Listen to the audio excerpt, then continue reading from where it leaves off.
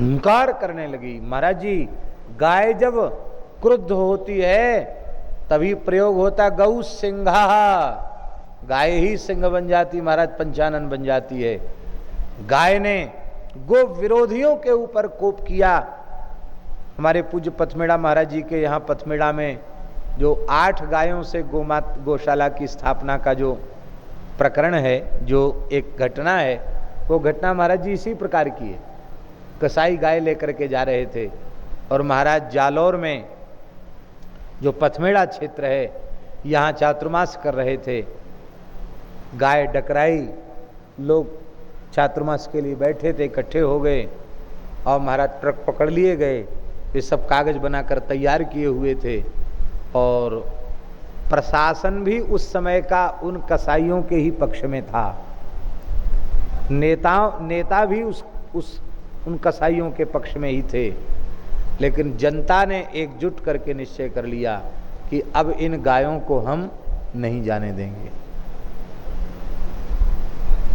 लेकिन पुलिस आ गई, प्रशासन आ गया कसाईयों के पक्ष में। महाराज जी ने कहा भैया हम तो भगवान के सहारे बैठे हैं, अब हम कुछ नहीं कहते हैं। महाराज उसी समय जाल के जो पेड़ हैं उनमें से पत्थर बरसना आरंभ हो गया। और आश्चर्य ये था, गाय को बचाने के लिए जितने लोग वहां थे किसी पर पत्थर नहीं पड़ा। गो विरोधियों पर इतने पत्थर पड़े कि चिल्लपों मची, भागे सब, पुलिस भाग गई और कसाई भाग गए और एक गाय ने फों करके सबको भगा दिया।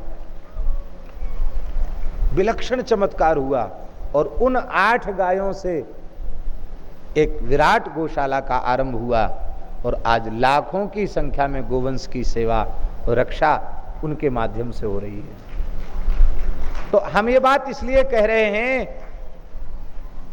आज सच्ची बात ये थी कि कोई व्यक्ति पत्थर मारने वाला नहीं था, वो कोई अज्ञात दैवी शक्ति ने ही ऐसा कार्य किया और ऐसा कार्य संपन्न हुआ। गो विरोधियों के होश ठिकाने आ गए, सब भाग गए। गो माता ने अपनी